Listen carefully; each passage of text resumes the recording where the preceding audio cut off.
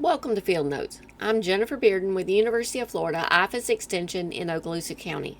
Well, a while back I talked to y'all about the new World Screwworm and how it was getting awfully close to the U.S. Well, it made it. Last week, the USDA confirmed a case in Texas, and since then they've confirmed more.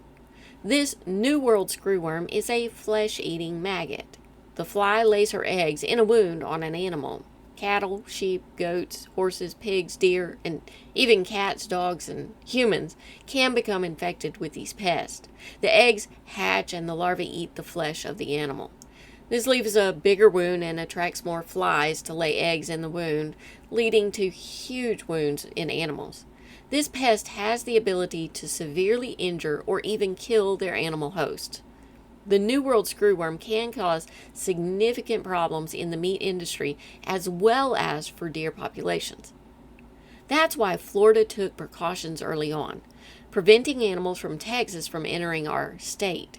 We eradicated this pest in 2017. That's right, even though many news outlets are reporting that this pest was eradicated from the U.S. over 60 years ago, we had an outbreak in 2016 in the Florida Keys. This pest killed over 130 key deer in the Florida Keys before we eradicated it. That might not sound like much, but it's over 13% of the key deer population.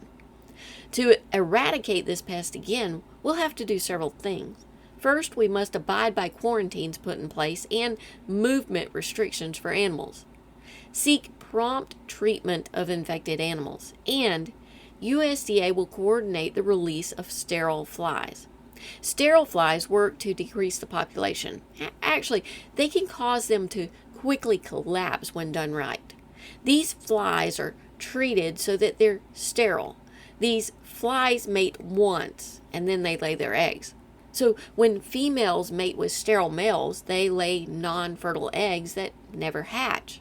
If enough sterile flies are released, this will cause the population to crash quickly.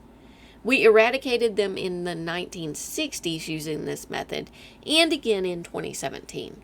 I feel confident that we will be successful again if we do our part. Be very careful when traveling to southern Texas along the border. Remember, humans and pets can become infected as well as deer and livestock. Follow all movement restrictions and be aware of quarantine areas. Treat any wounds promptly and carefully observe them for any signs of this pest. Together, we can eradicate this pest again. Y'all stay safe out there, and I'll talk to y'all again next week.